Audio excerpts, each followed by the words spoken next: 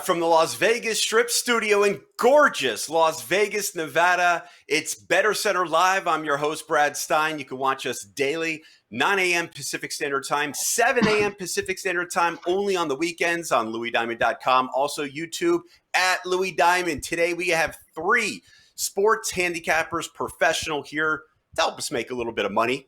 Coming up, we have some NBA, Major League Baseball, and some early NFL picks. And, of course, the most interesting play of the day will be discussed. Boys, the NHL, Gary Bettman, they made it. They made it through COVID-19. We have Stanley Cup champions. Congratulations to the Tampa Bay Lightning. And NBA coming up tomorrow. NBA Finals, game number 1. A lot to discuss. We're going to welcome our 3 sports handicappers right here on the show. Tony Gullidge, Louis Bag of Diamonds, and Chip. We are out Private Benjamin today, but he will be back most likely tomorrow. So welcome aboard, gentlemen. Hey, good morning, Brad.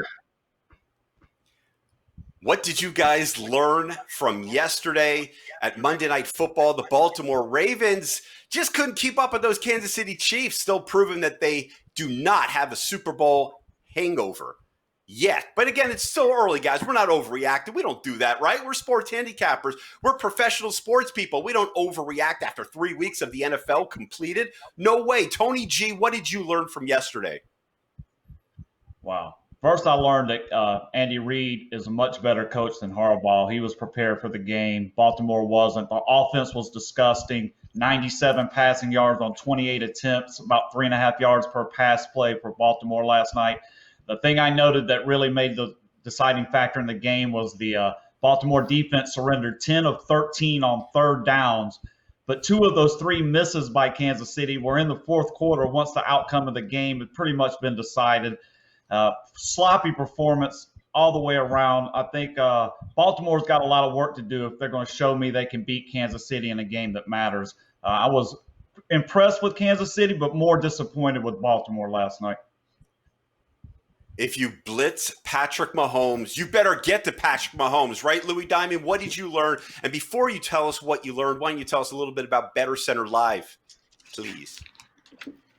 Bettor Center Live. You catch us every morning. We're not going anywhere, guys. We're here to give you the information every single day. You can join us at bettorcenter.com, or the best place to join us is on YouTube, Louis Diamond, youtube.com/Louis Diamond. You subscribe to us, and we'll get you the information every day, and nice and early for you, too, so you can make some informed decisions when it's time to pull the trigger. So what did I learn yesterday? I learned a couple things yesterday in that football game, which one thing I kind of knew was, they're selling, the Mahomes and Jackson as the next Brady Manning. And I'm having a tough time buying that because it's clearly evident that Mahomes it's clearly evident that Mahomes has the touch. Lamar Jackson has all the talent in the world, but he does not have the touch on the ball. And that is what is going to cost them in the long history. Now, Lamar's great. I don't want to take anything away from him, but I'm not giving him accuracy. Mahomes clearly cut above the rest. Now, that being said, that puts Baltimore in a beautiful position next week where they're playing Washington. It was 14 yesterday. Now it's 13.5. Everybody's having the knee-jerk ball. You can pretty much go to town on Baltimore next week. I learned that. Chip, what did you learn? Well, I've said this before and I discussed it during the week. I've learned, and it just reinforced my previous conviction, that anytime you hear a quarterback say, when they were making this a big matchup between the 2 quarterbacks, and anytime you hear a quarterback's response say, it's just another game, Lamar Jackson. He ran for 1,200 yards last year, and accuracy for a quarterback, he's going to have to run for 1,200 yards. They'll never be able to win until he can accurately place that ball in an offense like the top quarterbacks do. I think what I've learned is that anytime I hear a quarterback or a pitcher say it's just another game, they're going in the tank. I've seen it happen a number of times. They're either afraid and they just want to say it's just another game, and what you do is you get your opposition riled up. Oh, we're just another opponent, huh? Okay. So Good point. I just hate hearing that. Yeah, I want to see Very Lamar good point. Jackson bring his team back from behind, like double-digit points. Until we see that consistently and make consistent throws in the pocket, Baltimore Ravens are really good, but Kansas City is the elite of the AFC. And that's going to bring us to game number one, gentlemen, and that's game number one of the NBA Finals, the Miami Heat at the LA Lakers in Orlando bubble. NHL did it successfully. The NBA is about to be successful here in COVID-19, so let's get these odds. Lakers opened up at -4.5. Now it's -5. 217.5 is the over/under. Louis D, do you have any thoughts on basketball before I pass it over to the chipster? I got a couple thoughts on the game. Nothing that's really going to make you want to pull the trigger here. I just see, a coin flip. Really, so I'm obviously, if I believe it's a coin, as far as the point spread's concerned, 5-5.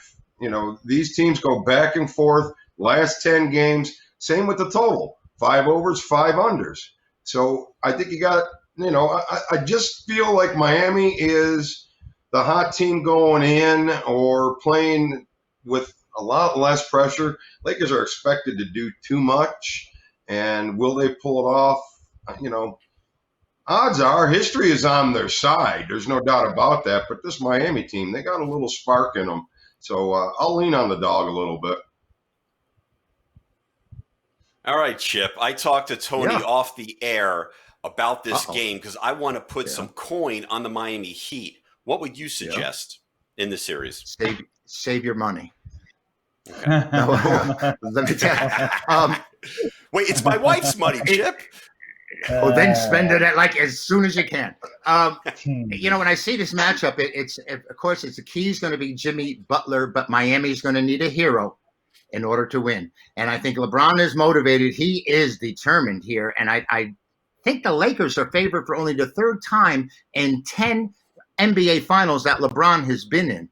And so I think that gives them an advantage. I know that Miami, it looks great, and they're a popular team here, and the numbers sort of telling you that they may be a side. I haven't pulled the trigger on this game yet, but right now I have a lean toward the Lakers, and maybe the inexperience of the Heat in the playoffs would hurt, but the Lakers haven't been there in a while either, other than James. So, right now it's a tough call. I'm looking to see how the money goes on this, and as of now, I've seen it's kind of 50-50. And we'll go from here. All right, but what about in game one? Do you think that Miami I'm can actually pull the talking. Sure, they can. My goodness, they're giving them a great chance with that number at 4.5. But we have to remember all these games are on neutral sites, so don't get it in your head when you see a team listed bottom or top that they may have some sort of advantage. Right, like I said, right now, Brad, I'm looking to see what I think the public's going to come with. And I think for the most part, I would have a lean on the Lakers, but it won't be one of my top plays. I can tell you that. All right, Gullidge. I saved the best for last because I know you're hot on the NBA. It's the NBA Finals. LeBron in his 10th NBA Finals in 17 years. That's 58%. That's unbelievable. Who do you like in game number one? And then we'll talk about the series. Yeah, game one would be the toughest to really pin down. You look at the Lakers in the previous series. If we go back to the NBA preview I did for this show, I think I mentioned that of all the teams, I thought LeBron would view this as an opportunity to get scoop up another title. And I'm definitely going to keep with that mentality here. Game one, the trickiest game. These numbers, I compare these spreads to the other teams. So this is about in line with what the Lakers were giving to Denver. I noticed that the lines with Denver, even though when the Lakers covered, the lines were ticking down 6, 5.5, 5. Now we're in that 4.5, 5 range here. I just think the Lakers are simply a little better team overall, counting the bench, counting everything. You got a couple key players that you're going to have to cover. That hero guy could be the spark plug that gets them a win or two. But I believe the problem is going to be covering James and keeping him from being comfortable at the point position. Adebayo, with his athleticism, seems like the logical choice, but the guy has a tendency to reach and grab, which could put him into foul trouble. And if that guy's not out there to cover LeBron, I see issues from Miami, not to mention Davis being a tough cover. So how they decide to do that. In game one, I'm going to just go with me thinking the Lakers are going to win the series. I'm going to step out on a limb and play them in game one. But this is, for me, this is always the toughest game of a series to pin down is the first one. Wait. Which one of you said that the Heat need a hero? Because they do have a hero. They have a Tyler hero. It is rookie. They're going to need it. That doesn't mean they're going to get it.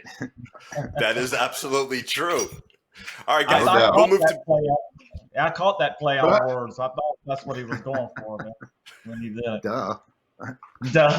Brad. Come on, Brad. Yeah, I got it. Hey, Tony, I got a question. No, I had a question for Tony because I heard him singing pre-show, and I was wondering what you do with all the money.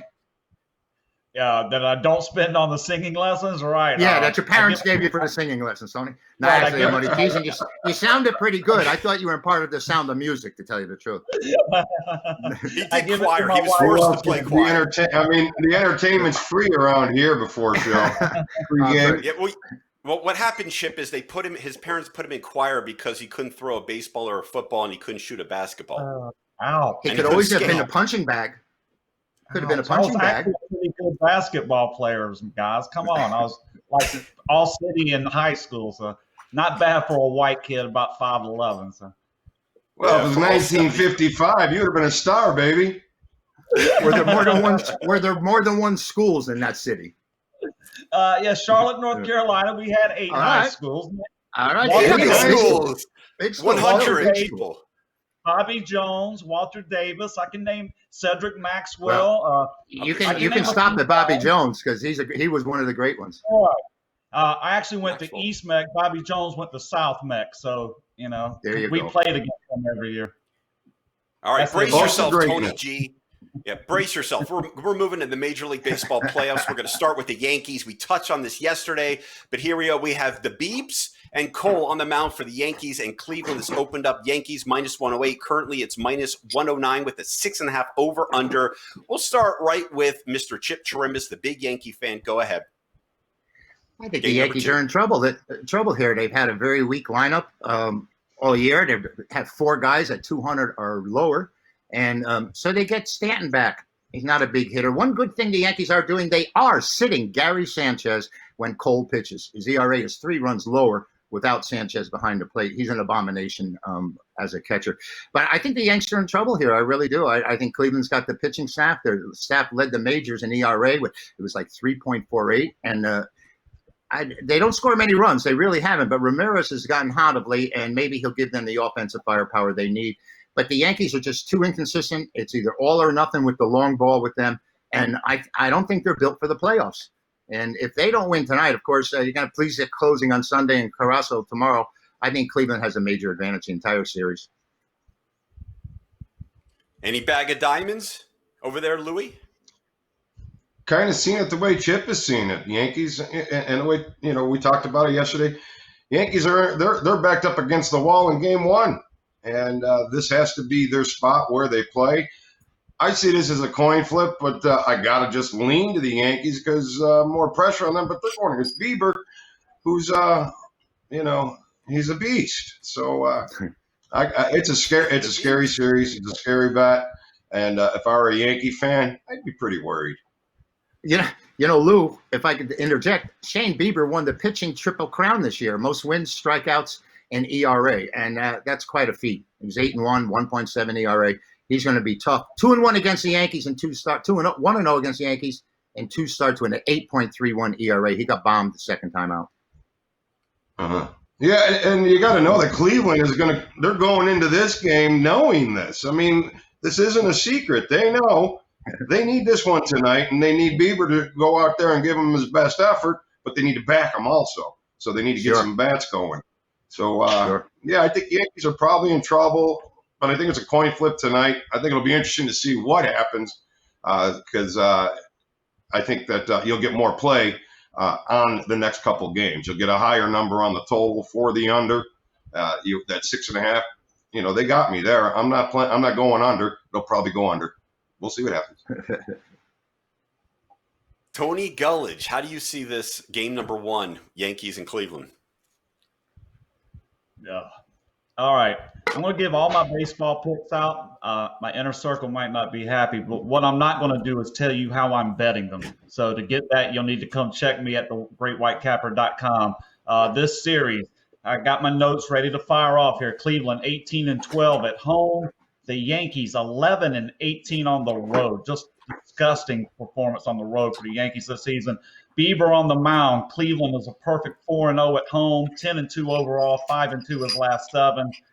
Chip mentioned his numbers: ERA, WHIP, strikeout. I think he's got 122 strikeouts in 71 innings pitched. So basically, it's a strikeout, or so the Yankees hitters who struggle to contact expect a lot of strikeouts. Is bottom line. Bieber's probably going to be striking out a lot of guys today.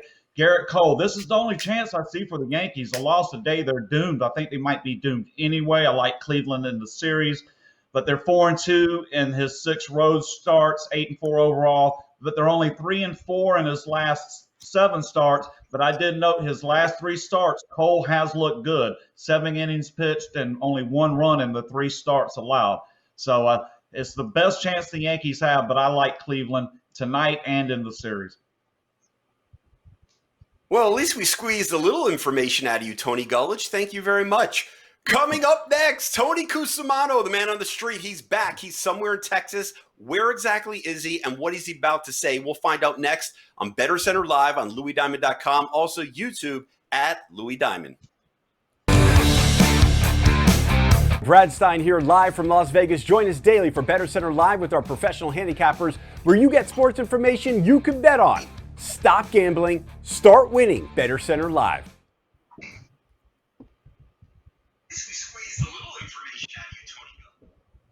Tony Cusimano, please tell us where you Looking good, Tony. All right, well, crew, Bettor Center Live. I am in Arlington, Texas, home of the Texas Rangers, Globe Life Field. You know they're not in the playoffs, right, Cusimano? You know they're not in the playoffs, right? No, Texas Rangers, second worst record. What are you doing there? Rangers. However, what are you doing there? We're not. Well, here's what They're we're not doing in the here. playoffs.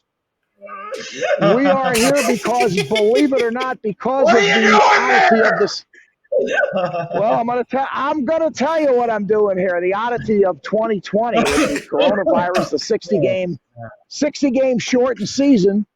We are at Globe Life because this is actually the home of the 2020 World Series, also the 2020 National League Championship Series and Division Playoffs. Obviously, right now, everyone's at home. The only neutral site in baseball today is White Sox Oakland playing at Petco in San Diego, probably, obviously, because of the wildfires up north. Aside from that, we're pretty much laying the groundwork here for the road to the World Series. I'll be here probably a couple of times reporting. But right now at this time, it was more of just a, I guess you could say, an intro to the baseball playoffs. Obviously, you guys were talking about Yankees, Cleveland a minute ago. But we've got a full array of games. We've got Houston, Minnesota tonight at Minnesota. Greinke's on the mound. So we've got a lot to talk about. But this is just, again, more of just a actually, I've got to go against the grain. If we could agree to disagree on this one, I'm not going to bet against the Yankees. The way they've been hitting the ball coming out of the last 2 weeks of the season, anything is possible. Shane Bieber is pitching. Cleveland is at home. But anything can happen in a 3-game series. We've seen this before, guys. You've been around. We've all got a few gray hairs on our head. And, that's right there is I guess you could say, especially in this game we're in, anything is possible. A booted ball. What if a line drive comes back, a comebacker off of Shane Bieber's thigh, and he's out? Anything is possible. Yeah, I'm going to handicap that. Hey, let me ask you this. Yes, sir. Let me ask you this. Can you go to like a football school somewhere in Texas tomorrow and get us some information again? Can you do that? Tomorrow, instead of having me pay you to sit in front of a team that's not even going to play off? This is what are you talking about? There's going to be games being played here next week. Look, we're worth 2 out of 3 and done, and then the National League playoffs are here. And in Houston, of course. I don't know who's going to be seated here next week. Well, how about tomorrow? We're going to be at SMU covering the SMU Memphis Tigers game. We're also going to be at AT&T Stadium covering Cleveland at the Cowboys this week. So we've got a lot on our agenda this week. I'll be back in the San Francisco Bay Area for the 49ers and Eagles. So we've got a lot on the agenda. I got a big this play is on just that. Right now, this is what we've got here. It's just that we're Globe Life Field, home of the World Series, and it's just an intro to the baseball playoffs. That's it. Today we got 4 games in the American League, as everyone well knows.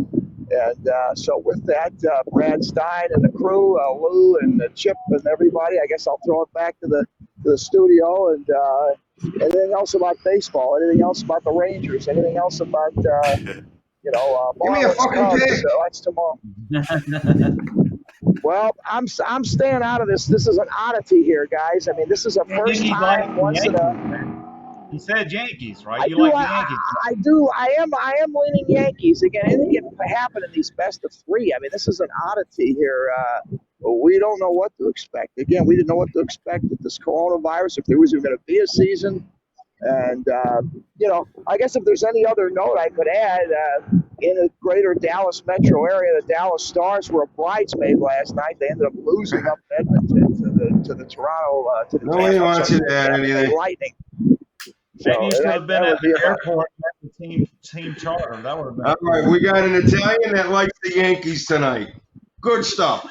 Imagine that. Right? That likes the Yankees tonight. Well, from the home of the World Series 2020, Brad, I'm going to throw it back to you guys in the studio. Take it away. Baseball playoffs start Thanks, today. Tony. Thank you. Thank you, Tony Cusimano. Bettor Center Live, LouisDiamond.com. Also, YouTube at Louis Diamond. One question for you, Tony C. What are you doing there in Arlington? There's no game there. Don't you know that? Oh, please. I mean, what? Monday Night Football, he goes to Nashville. The game's in Denver. Oh, God. All right, boys. Major League Baseball, the playoffs. There's 4 games. We all know that. So let's move to game number 3, the Houston Astros, Minnesota Twins. This game opened up minus 138 Minnesota. Now it is minus 163. 7.5 is the over-under. Zach Greinke's on the stinking mound for Houston. Louis Bag of Diamonds, help us out here, please. Well, I think if there's a cherry here, it's a little bit of the favorite. Minnesota definitely looks like the play here. The under is most definitely a play, but maybe not so much in the first game due to the fact that Greinke has an over history versus the Twinkies. So I believe 8 out of the last 10 or 7 out of the last 10 have gone over versus the Twinkies. And Maeda, when he faced Houston, he loses 14-0, but that was a different Houston ball club in 2018, and he was with the Dodgers. So a couple of little things that keep you a little scared. But this series, Minnesota's got to be the play. You just got to find a way to ride them in your parlays. They are 23-7 at home. When Houston, not even a 500 ball club in the playoffs, 9-21 on the road. Find ways to take advantage of Minnesota in some parlays. Thank you, Louis Bag of Diamonds. My 5-year-old son, his favorite movie is Over the Top, starring Sylvester Stallone, 1987, right here, filmed in Great Las Vegas. When in the movie, Stallone was a truck driver.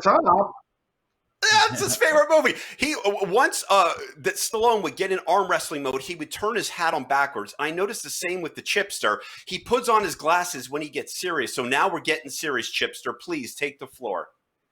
Yeah, well, I have to. When I look at these numbers that I see with Greinke as a postseason pitcher and as a lifetime pitcher against Minnesota, 5-9 lifetime against this team, and in the postseason he's 3-6, and his ERA is high. You know, Greinke's always had these issues about people in the stands, or he gets, I don't know, he gets paranoid, and he's had some problems psychologically, and he had to get into. I think the idea that there's cardboard boxes in the seats, as opposed to the players, are going to give him a psychological advantage, at least his mindset. I mean, this year, he was so cocky at some times when he was pitching, he would actually call out the pitch and tell the batter what was coming. This game is sort of overkill. The Minnesota side is such a positive. The Houston had the worst record on the road this year, and it's a lot different when you don't know what pitch is coming. So the Astros have struggled, but this number opening where it did, of course it had to get higher. with Kenta, Maeda on the mound for Minnesota. He's been absolutely outstanding. I'm not quite sure about the pronunciation, but I can see him throw the ball, and he is really tough. He almost had a no-hitter earlier this year, lost it in the ninth in a game the Twins actually ended up losing. But it's too much. It's too much one-sided. It's too one-sided. I would take a shot at Houston as an underdog just because I expect all of the play, 90% of the action. Probably won't be that big, but I expect most of the action to be on Minnesota. And I'm going to take a shot with the team with the worst record to make the playoffs, 2 games under 500, the Houston Astros. Our game number 3, Tony Gullidge. Do you agree or disagree with the Chipster?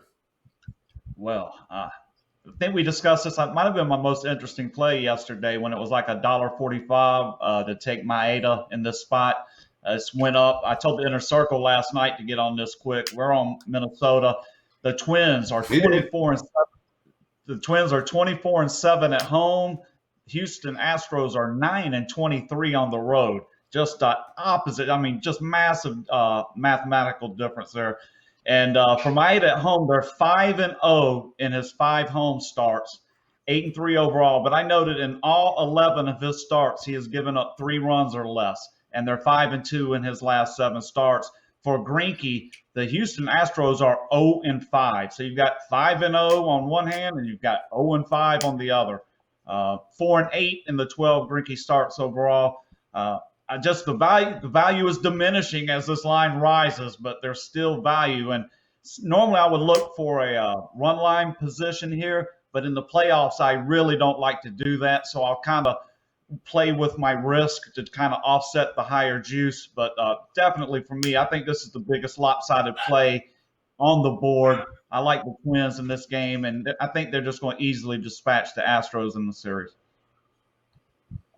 Thank you, Tony. Game number 4, Toronto, Tampa, -155 at open Tampa. Now it's -197. Now it's 7.5 as the over-under. Shoemaker and Snell on the line. We're going to stay right with you, Tony, because I know you're hot on Major League Baseball.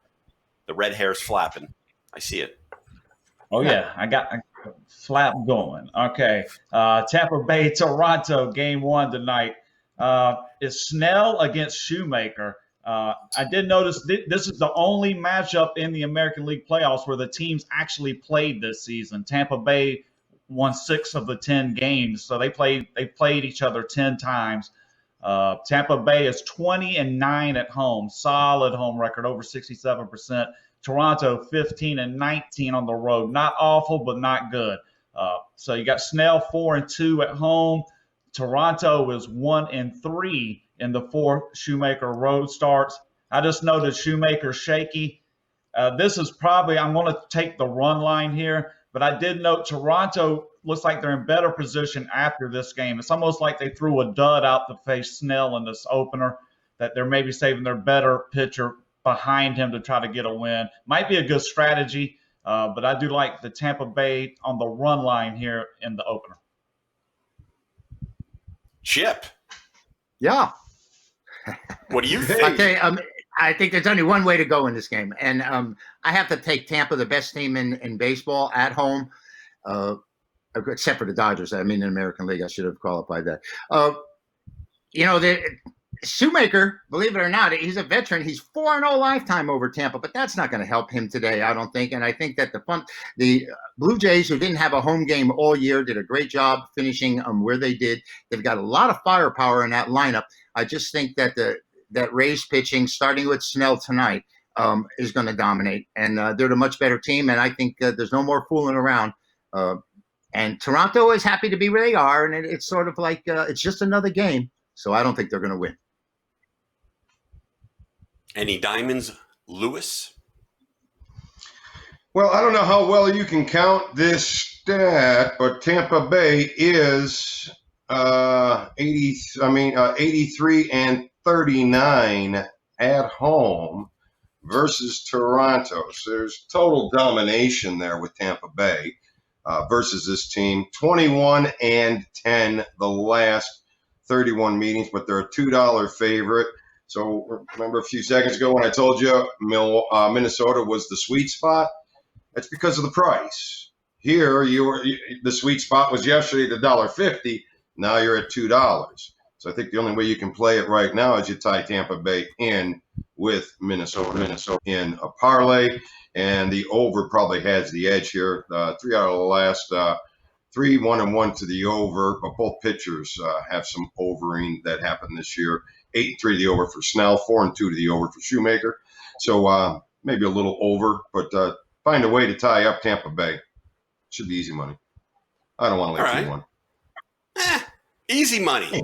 How about most interesting play of the day? So interesting money, and we'll stay right with you, Louis D. That will be it. My most interesting play today, as we sit down and talk about it, it just unfolded. A 2-team parlay with the Minnesota Twins and the who the hell the last team we just talked about, the Tampa Bay Rays. So a little 2-team parlay should get you the money there today. Thank you, Louis D. That brings us to Tony Gullidge, the most interesting play of the day. Day, not week. Day. Yeah, let's just go with the fourth play in the baseball, the one we didn't cover. I'm going to back the Oakland here as the slight underdog at home. I'm noting this is the one series where I'm actually going against the grain a little bit. Giolito on the mound against Luzardo. I noticed both are great situational. The A's are 5-1 in the 6 Luzardo starts, while the White Sox are nice 4-1 in the Giolito road start. So you have a really good matchup here in terms of situation. I think Oakland is. I don't like the White Sox as much because they're slumping coming into the playoffs. I do not like teams that are slumping coming into the playoffs, and that's the White Sox have been struggling. I'm going to take Oakland as my most interesting play of the day. Chip, you've been very interesting today. What is your most interesting play of the day? Favored in one of these playoff games, and particularly a team that's lost 9 of their last 12. And I'm talking about the White Sox, who come limping into the playoffs. And once they clinched, they just went into the tank and took a rest. They lost 7 of their last 8 as well. And they come up a favorite on the road in the playoffs after losing the seed and coming. I just think that there's something wrong here, and I'm going to take the White Sox as my most interesting play because they are favored on the road in a situation where they shouldn't be. Now, if this game is at a neutral site, it certainly does change the dynamics of it, but that only hurts Oakland a little bit more. So I'm going to stay with the White Sox here. I think they're the side.